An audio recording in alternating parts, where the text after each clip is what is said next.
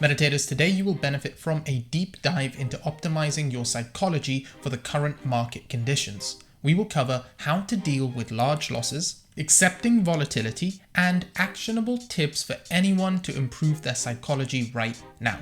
Sharing this knowledge with us today is Jimie. He is a trader, certified NLP coach, and specializes in trading psychology. This is the second time we have had Jimie on the podcast, and I love the way he is able to break down psychological issues into tangible insights that everyone is able to action. To help me break down psychological issues, remember to like and subscribe below. To stay one with the crypto markets, sign up and get 6 free market meditations newsletters a week. You'll find a link in the description below. A quick thanks to our partners Exodus and Nexo for making this podcast possible. There will be more on them later. Meditators, welcome to another episode of the Market Meditations podcast. Thank you so much for joining us. We have a repeat guest with us, Jimie, the NLP coach, joining us. Thank you so much for coming, Jimie. Thank you again for having me, Krush. I love your energy. I love your content. So it's truly an honor for me to be here in this podcast of yours. Likewise, it's an honor to have you. There's a reason we don't have too many repeat guests, but our audience really resonated with the advice you gave. The psychology part of trading, as we spoke, is so often overlooked when it's more important than risk management or any strategy you use. But what we didn't really discuss, Jimie, was you and your own trading. So how did you end up getting into trading? Yeah, that's a quite interesting story. I think we all have interesting stories when it comes to how we get involved in trading, and especially in crypto. So somewhere in 2014 and 15, I saw different articles about Bitcoin. And at that time, it was trading around, I'm not sure, it was around $400 or $500, $600. And I always had this thought, maybe I should buy some. But every time when I was discussing this idea with friends, and all of them were, especially at that time, no coiners, they thought, well, that's such a big risk. Don't do that. You will lose money. It's not trustworthy. What's even Bitcoin? Just don't do it. But after somewhere in 2017, I had a colleague, which I quite admired, and he was also talking about Bitcoin, but also about Ripple and XRP, that you should buy Ripple because it's kind of stable. At the time, it was pretty stable, and it had a lot of potential. So somewhere in 2017, I really started to buy things. I think I started with Ripple. Also bought some Dogecoin, a lot of Dogecoin, but unfortunately I've sold too quick. Then I started to buy Bitcoin and Bitcoin Cash and the more exotic cryptocurrencies. Honestly, at that time, I didn't really know what I was doing. I thought that I was an investor, but at that time, I was just just one of the guys trying to earn money through buying coins and to keep them. And so that's actually how I was involved in crypto. And I think in 2018, I really had this. This reality check. I basically lost a lot of money. Some coins they kind of rug pulled. Some coins they really went to zero. I've also been scammed by exchanges, ICOs. So I suffered actually kind of a lot of pain, and it was also pain. And then I thought, wow, if I lost Jimie, so much, you say you've lost a lot, but a lot is quite relative. Was that an amount which impacted your life at the time? It was enough to feel depressed. It was enough to feel angry. It was enough to feel disappointed. So it didn't really affect my life. So I could go on holiday. I could go out for dinner. I could treat my wife for nice things. But it affected me mentally. And then I started to think, okay, how can I overcome all these obstacles, these mental obstacles? And I thought, wait, what the fuck? I am a NLP coach, so why not integrating NLP in my training journey. So then I started to recalibrate myself and to change my beliefs towards the market and towards myself. And I started to invest in myself. So now, in hindsight, I do know that people always need to start with a high return on education. And once your return on education is high, your return on investment will go high. We all think, that's easy to make money, especially in a bull run. What I noticed is when we are in a bull run and euphoria and greed is taking the better of us, we get stuck in this state. Because we're getting stuck in this state, we delete, distort, or generalize information. So all this information is in line with our biases, if this makes sense. What I learned in 2017 and 18 is if we are not able to change our state, if we are not able to change our mood, we will make the same mistakes. And I'm pretty sure people who lost a lot of money in 2017 and 18, they will most likely also lose a lot of money in this year or the next year or the year after, unless they change their state. In your experience, do most people learn from that mistake? So do you think most people that have lost money in 2017 recognize the same thing happening again in 2021, 2020? Partly, most of them not, and maybe later we can talk about this how to handle losses. The thing is with losing, we need to understand the concept of a loss aversion. So loss aversion, a lot of studies done about loss aversion. Loss aversion tells us that we experience a pleasure or a gain significantly less than the pain of losing something. So the pain of losing something, it has 3 times more impact on our brain than gaining something. I'm going to give you a non-trading example, so it also resonates with your listeners. For example, imagine someone is an associate who works for a nice company. He's doing his best, and after a year, his manager is promoting him to a senior manager. This is gaining a title. It's promotion. So this causes you a lot of pleasure. But after a year, the same manager tells the senior associate, well, I'm not that satisfied with you. I'm going to downgrade you. Starting from next week, you are just, again, associate. The pain of losing the title is 3 times more than gaining than the pleasure that comes with becoming a senior associate. So we don't treat a loss and a win in a linear way. It's rather the opposite. A loss has 3 times more impact on our body, or especially on our mind, than gaining something. So now in trading context, imagine someone is trading and he has a trading capital of 10K and his risk per trade is 2%. So in each trade, he can lose $200, right? But now let's imagine that this same person, he lost 7 trades, but he won 3 trades. And his average risk reward ratio is 3. So let's do the math. So 7 trades, he lost 7 trades. 7 multiplied by 200 is 1400. But he won 3 trades. So 3 trades and his risk reward ratio is 3, is 600. So he basically won $1,800. At the end of 10 trades, he has a P&L of 1,800 minus 1,400, which is 400.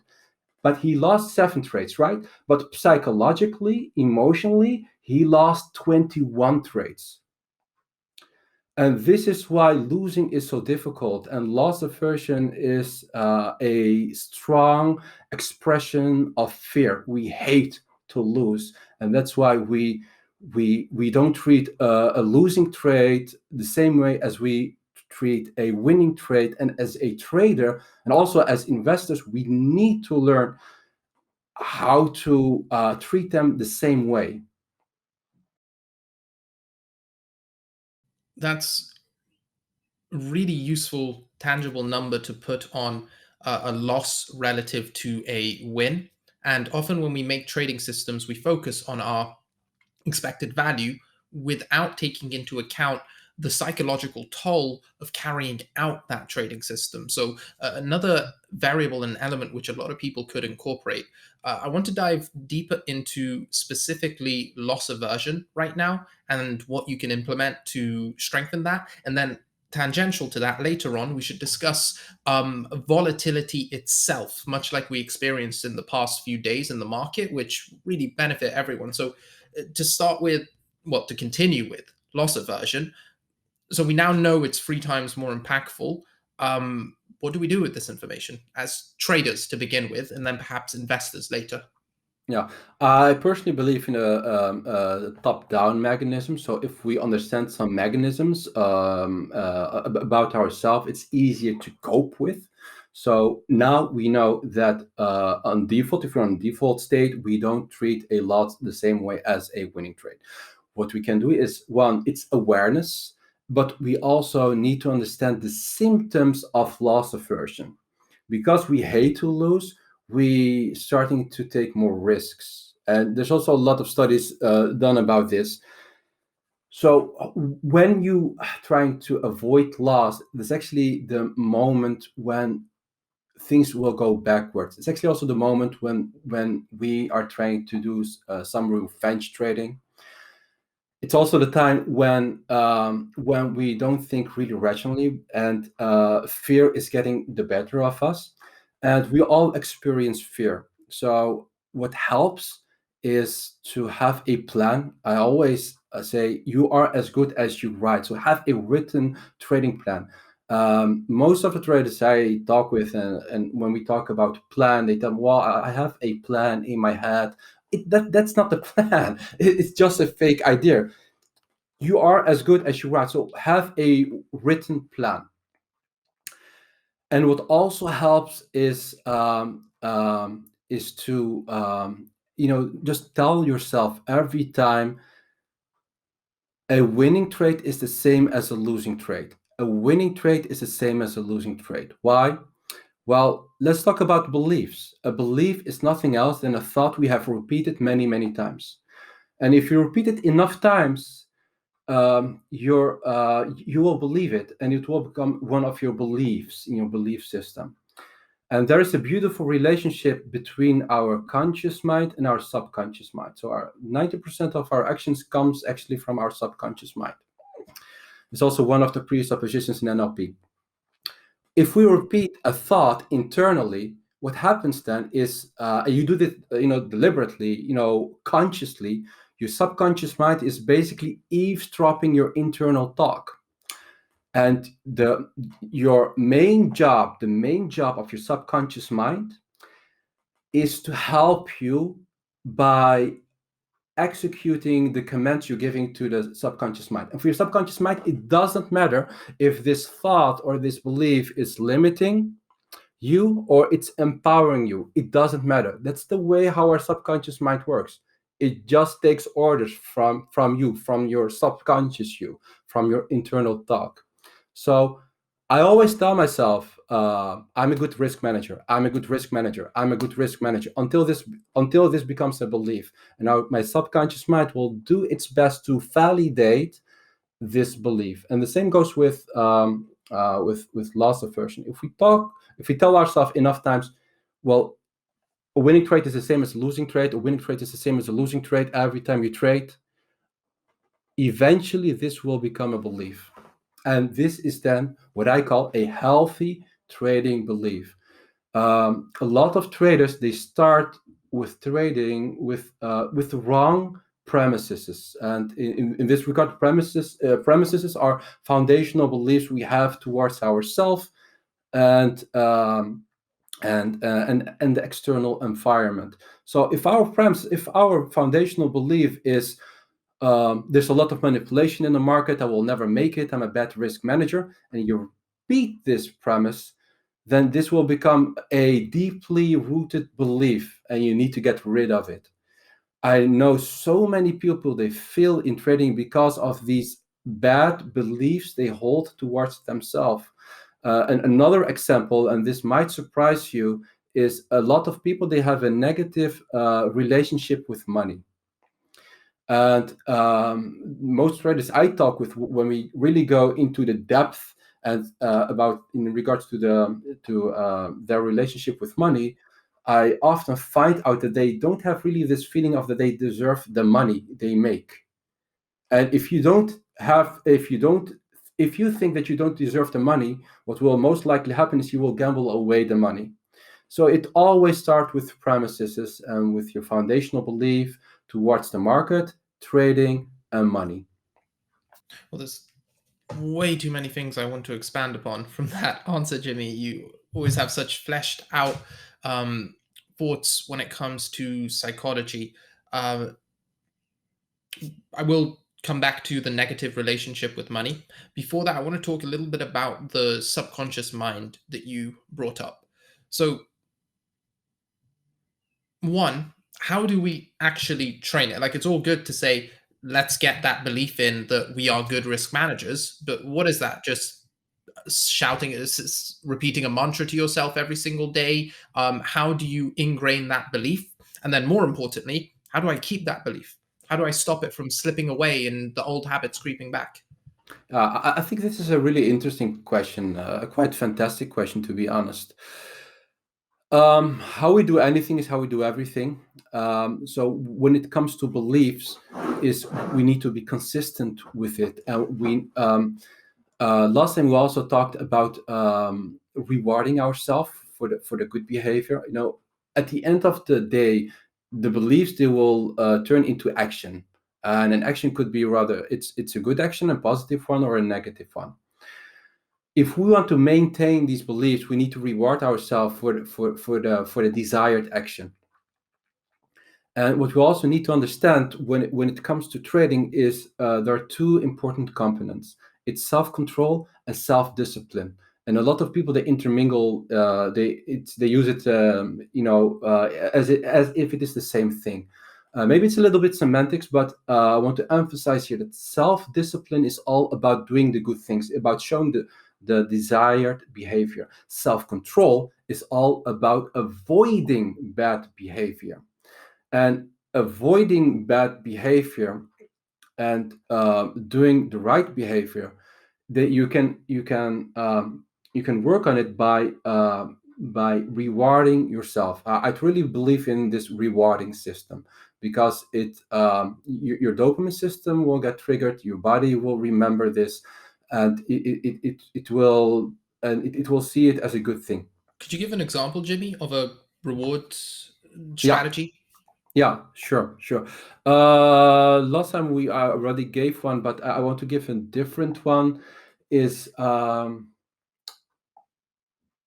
I gonna maybe repeat myself, but when I did a good thing, I showed good practice. I practice good behavior. I treat myself with a high quality cup of tea, for example. It could be a small thing, or I buy something for myself, a phone, or a watch, or some gadget. I love gadgets, or a car, or new clothes, and then I try to attach the reward with the process, with the behavior, and not the outcome. So this way, my mind, my brain links good behavior with reward, if this makes sense. What also helps to keep these healthy beliefs is indeed mantra, or positive affirmations. And with positive affirmation, I'm not meaning just bullshit a positive talk, right? I mean talking and doing. I often tell people, if you just listen to me, you will not gain much from me, right? You need to listen, you need to consume the information, and then you need to translate it into action. Because it's not knowledge that's power, it's actually action. That the action is actually our real true power. So you need to do it. It's like, tell it yourself and do it. And it's like an example, like I take cold showers every morning, but sometimes I have this thought of, well, I really don't know. I really don't want this cold shower today. But then I tell myself, okay, shut up. I just going to take a cold shower. So it's actually the mind over the body. What also helps is journaling. Journaling helps. Just said that we are as good as we write. So if we know this, we need to write down our beliefs, because that's also a way how we protect our beliefs. All of us, we all want to protect our healthy beliefs. I had to ask, what would be your top 3 to 5 beliefs that you have written down for yourself and enforce as much as possible? Yeah, I deserve money is what I'm telling myself. I deserve money. I'm wealthy. I live in abundance is one of my beliefs. And when I'm saying this, I really try to elevate this with gratitude, but I also remind myself about all the things I have in abundance. So it's not just like, a positive talk. I'm trying to also find examples in real life where I feel wealthy and where I experience a lot of abundance. One of my another one is I'm a good risk manager. I'm a good risk manager. Another one is I sorry, I'm trying to create a mental picture of what I've written.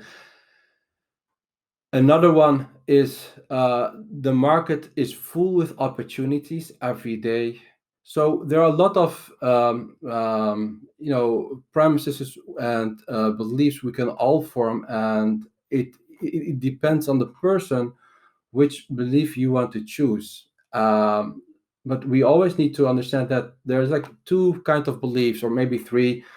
They're or neutral, or they are empowering you, or they're self-limiting you. Now, I understand most of those beliefs and why you'd put them there. To circle back to what you said earlier, I deserve wealth. So I deserve money. Why do people have this negative relationship to money? Where does it stem from? And how does it affect our trading? Yeah. This is also a really interesting question. Money is kind of scarce, and what we need to understand is most of our foundational beliefs we form them before our 7th year of age. Because when we, as a young child, we're mainly in a brainwave state we call theta. So theta is actually, the information goes directly to your subconscious mind. When we have heard as a child, as a little child, well, I'm not going to buy this because it's expensive, or we cannot afford this. When we are hearing these sentences coming from our parents, it gives us actually a belief that abundance is not for you, or you don't deserve this. So this is one of the primary reasons why we form a negative relationship with money. When I was a little child, my parents, they didn't have much. They were quite poor. My father's still telling me I'm still poor. But when I was a little child, my parents, they often bought, they didn't really bought me really new clothes, but they bought me clothes from secondhand shops, or the toys I had, they were, secondhand toys. I always had this belief that I didn't deserve good things, and abundance wasn't for me. Well, this obviously can cause a lot. This causes actually a mental framework, and the things, especially the things we experience before our 7th age, they sink in really deep in your subconscious mind. So when I'm going outside with my little son, and I have a son of 5 years old, and he wants to buy something, I'm not going to tell him, well, I cannot afford this, or this is too expensive. I, rather try to tell him, okay, let's save some money so he can buy it. Because if I'm telling him, well, that's really expensive, he gets the premise, the belief, the thought that he doesn't deserve it, and he's not in that abundance. And I can definitely see how that could almost make people self-destructive with their own trading. Any money they acquire, they don't deserve, so they want to lose, and that ends up becoming essential. As the crypto industry continues to mature, it's natural that more and more wealth building platforms will arise. The problem with many of these, however, is that they are often so complex that it disincentivizes people from using them. This is why I've partnered with Nexo, one of the top crypto lending platforms in the world. With over 1.5 million users and 15 billion assets under management, Nexo combines the yield earning features of crypto with the familiarity and ease of centralized finance. Nexo allows you to earn interest at a competitive rate on crypto and fiat. They also allow you to take out loans using crypto as collateral so that you have access to cash without needing to sell your investment. You can even trade directly on the web platform and mobile app in an intuitive and secure way. If you're looking to embark on the journey to financial freedom whilst minimizing time and frustration, I highly recommend you check them out by visiting nexo.io. That's nexo.io. One of the biggest problems in the crypto industry right now is that there are far too many applications and none of them are very user-friendly for beginners. That's why we've partnered with Exodus. They're a desktop and mobile wallet that allow users to own their own private keys, navigate a very easy interface where they can view their portfolio, store multiple different cryptocurrencies, as well as exchange and earn interest on those cryptocurrencies. So if you're interested in checking them out, head over to exodus.com. That's EXODUS.com. Jimmy, so we've addressed loss aversion. Where I go to next is this sort of volatility. When the market is going absolutely insane in either direction, how do we prepare ourselves for these extremities? Because they happen in crypto about once every 300 days. You see some crazy market move. How do we psychologically prepare ourselves for something this crazy? Yeah, I think your mental capital and your financial capital are correlated with each other. Nobody has seen this crash. I think 2 billion worth of money has been liquidated. A lot of people, they get hurt badly. People, they use leverage. Well, actually, I often say people use actually leverage against themselves. They have leverage against themselves. So what helps, and this requires a lot of discipline, is just locking in the profits on the way up. Having a plan, a written plan. I cannot emphasize this enough, but you are as good as you write. So have a written training plan where you predetermine how much profit you want to take, and where you want to take the money, where you want to take the profit, and how you want to take the profit. So a plan always helps. What also helps is that the acceptance of volatility. Volatility is not something new in crypto. It's what makes crypto special, right? It's the volatility.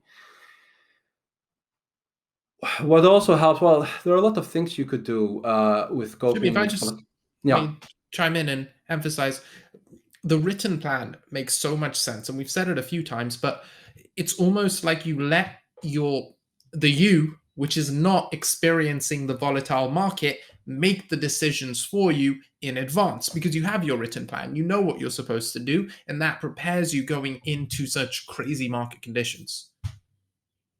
Yeah. So I often try to symbolize that written training plan as your guide, as your friend, as your protector, the one who wants to save you. But the execution is something different, right? What we always, what we could do when it comes to volatility and trading plan is to, in advance, visualize how it feels to lose all of your money because of volatility. And this can trigger, this sense of urgency to take profit on the way up. Because when there is a lot of volatility, it's difficult to stay clear. And I often say clarity is power. I mean, without clarity, without vision, we will perish. That's a given fact.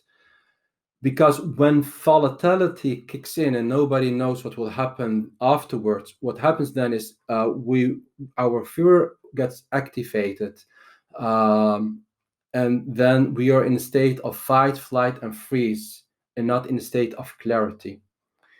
So have always a predetermined plan, and also understand that once volatility kicks in and you don't have a plan and you're not prepared, even if you have a fake idea, this will not help you.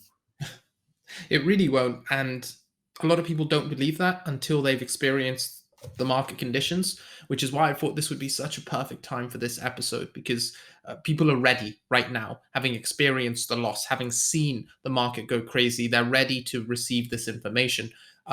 Jimie, you said you had a communication method from NLP, which you wanted to share with our listeners and you thought would be extremely beneficial. I'd love to dive into that. Yeah. So we actually tap into this external world, like the outer world, through our five senses. And we don't see the world as how it is. We filter out actually the world through our filters. So we generalize, distort, or delete information. We literally delete information from our mind through our filters. And these filters could be, time and space. It could be your mood. It could be your beliefs, your past experiences, and all of that. And because of your filters, you will create a internal representation. Just an example: if I say the word dog or a cat, everyone has his own internal representation based on your own filters. If we perceive the market in a way where there is a lot of volatility, but also greed and euphoria, we basically delete information that goes against our own directional bias through these filters. So we distort information in such a way that it's in line with our bias. We delete information in such a way that it's in line with our bias. And we generalize information in such a way that's in line with our bias. That's why you also find traders forcing bullish patterns in a bear market, or the other way around. So what happens then is, so there's an external event, you've seen something happening, you have these filters, and this will create an internal representation, and this internal representation will create a state. And this state will trigger bodily changes. And these bodily changes will again enhance this state. An example is fear. Fear is really common emotion when it comes to trading, and I also think that fear is the strongest emotion out of all five basic emotions. Actually, there are actually two natural fear responses: loud noises and when we fall. All of the other fears are actually learned from our environment. We have just actually naturally two natural fear responses. So imagine you have a lot of learned fear responses and you're in a state of fearful, you're really fearful, it will change your body. So what will happen then is, your eyes will dilate, you're in a freeze, fight, flight modus. Your amygdala, we have two amygdalas on each part of our brain, they get activated. So you're in a fearful state. And because of the bodily changes, this fearful states will get stronger. So you're actually in this loop, and you cannot escape this loop until you change your state. One of the presuppositions in NLP is there is this body-mind connection. So you use your body to change your mind, and you use your mind to change your body. Fear is a challenge of the mind. It's a problem of the mind. You don't want to use your mind to change your mind. You want to use your body to change your mind, and the other way around. Imagine someone is really angry, and you tell them, okay, don't be angry.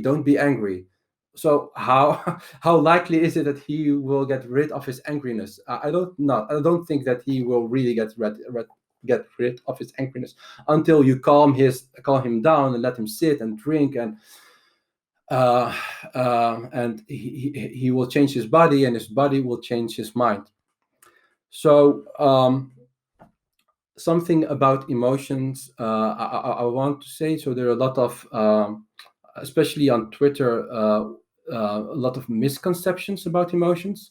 So the first misconception is emotions are actually the enemy of a trader, and I like to disagree, because emotions are not, in their core, in their essence, emotions are not good or bad. They're actually neutral. There are positive emotions like joy and happiness, and there are negative emotions like angriness and sadness and depression.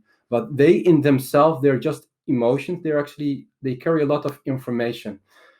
What the true enemy is of a trader is the lack of understanding our own emotions, because emotions, they carry a lot of information.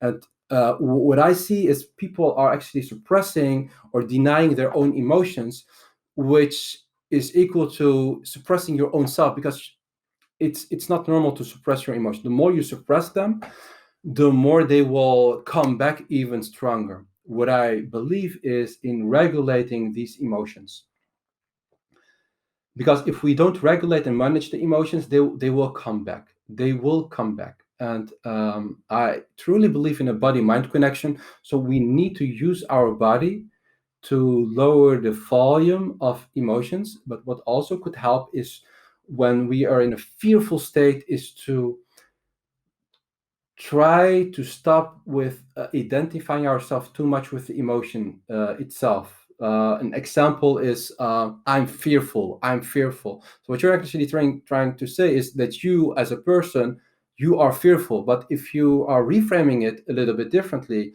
into I feel fearful, or I feel depressed, it's completely different when you say, I am depressed, or I am anger, because the most two powerful words are I am, and that third word will basically determine your state. But if you try to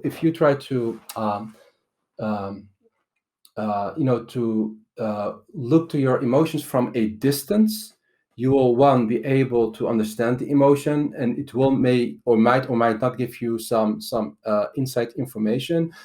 It will fade away. I mean, the more you fight with the emotion, the more likely it will stay there. If you try to listen and observe your emotions, then the more likely it will fade away. That's how emotions work. So again, emotions are not the enemy. The lack of understanding them, that's the real enemy. Another one is, we cannot deliberately control our emotions. They just happen. Emotion is actually the end product of an experience, and an experience can be both internally, just by thought alone. I can think about, I don't know, my ex-employer or someone I hate, and then I can feel a little bit angry or frustrated, or something in real life. So for your subconscious mind, it doesn't matter that much. But now we're talking about fear, and fear is a really strong emotion. What people need to understand is, don't try to change your fearful state by your mind, but do things. What helps a lot is, for example, what I do, I've a praying practice, meditation, and using your body, breathing exercises. But there's also a new exercise I often do, and I also highly recommend. It's an eye exercise. There are two parts they're actually, your brain is actually inside your skull, right? Except for two places. There are two places where your brain is actually outside of your skull, and that's your eyes. More technically, it's actually your retina, neuroretina. It's actually a part of your brain. It's not attached to your brain. It's literally your brain. what we have found out, or what in neuroscience and also in psychology, well, first in psychology and then it was validated by neuroscientists, is your eyes or your retina is directly connected with your amygdala. Your amygdala regulates your fear response. It activates your fear response, and if your fear response is activated, then you're in this fight, flight, or freeze modus. If you move your eyeballs from left to right for a while, what happens then is your amygdala, it will get deactivated. And I think this is so important to understand, because we as traders, we have this narrow focus, right? We watch our screens, our phones, or a tablet, or whatever you use. It actually only promotes more fear. So what helps is to walk outside and move your eyes from left to right, or you can sit down and move your eyes from left to right, and it will help you to feel less anxiety and less less fear. Wow, Jimmy, again, so much to unpack there. I'll begin with, you mentioned it before you even mentioned meditation. The first epiphany I had there was, wow, a lot of the time when I feel anxious or stressed or fearful, or I'm questioning myself, the solution isn't to think my way out of the problem, it's just to find my breath, control my heart rate, be aware of what my body is doing. And it wasn't conscious. I did not realize that the reason that works is because the body is much better at controlling the mind. And I imagine vice versa, the mind can control the body a lot better than the body can itself, which obviously sounds obvious because it's common sense there. But until you say it and actively use it, it's quite difficult to be aware of. And then, did you have a comment on that, Jimmy? No, not that much of a comment, but like for me personally, when trading comes with a lot of emotions, and that's just like the nature of trading. What I really notice is, like, when I go for a walk outside and my eyes, they can move from left to right, and I see different things in my environment, it truly lowers the volume of fear or emotions. Or when I'm in a car, you also need to be alert, but you go with your eyes from left to right, I immediately feel the difference. So the hardest obstacle is to detach yourself from the screens. Really, detaching you from the screen is already 50% of the solution. Easy to say, but hard to do when you're underwater in a position. Leaving the charts is one of the most difficult things, albeit one of the most useful. The eye technique I've never tried before, but definitely something to add to the list and a powerful tool any listener can take away from this episode. Jimmy, been trying to keep the episodes 20 to 30 minutes, but it's too interesting talking to you. And even now, I'm going back to thinking about you mentioning cold showers. Jimmy, as we wrap things up, what other health tips would you be able to give that could be beneficial to people, both psychologically and trading? For example, cold showers. Is there anything particular with diets? Anything particular with exercise?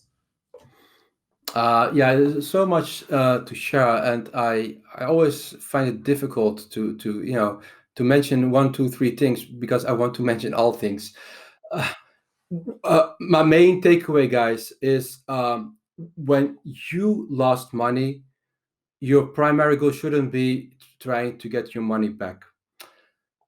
When you lost some money, it's one important to practice some self-compassion and self-love.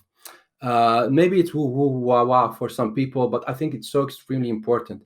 You need to understand your internal dialogue and how this can affect your subconscious mind. Secondly, if you lost a lot of money, don't think I will learn from this mistake. No, because you're skipping 3 steps or even more. You need to accept the reality, not just by lip service alone.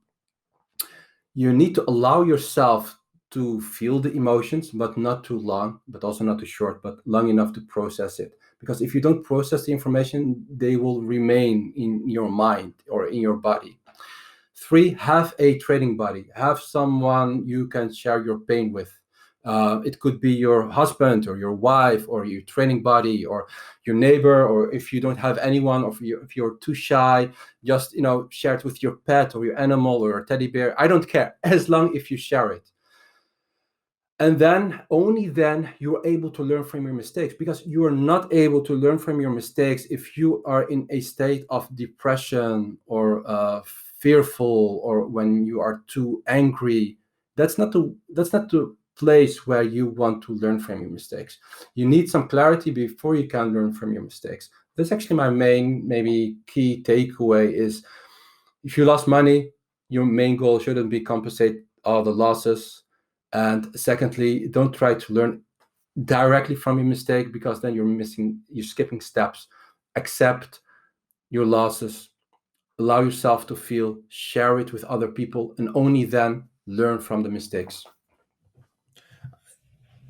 I often find it's very nice to view the mistake in a positive light. And my method, which has worked, that I've shared with a few friends that have also applied it, is I'm glad this happened now, because if it happened later when I had more to lose, it would have been even worse. Good job I learned that lesson now. A great positive way. And I think you've shared so much, Jimmy, that is going to help people who've gone through a loss during this period in future, because we're definitely having you back on the podcast. We're going to pick one topic and then spend the whole time talking about that, because he'll give us more than enough. And there's so much we have and can discuss together, because the trading psychology game goes well beyond just controlling losses. Jimmy, thank you so much for your time and your last words. This has been an absolute pleasure. I'll definitely be leaving links in the description below to your Twitter, and also a couple mental models you wanted to share with the audience. Thanks for joining us. Thank you for having me. Meditators, that's all from me. See you next time.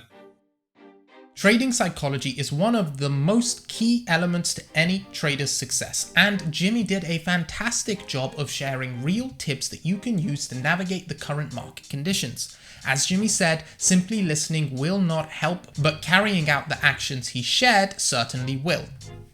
We also spoke about accepting volatility, and part of this is simply having an understanding of what drives that volatility.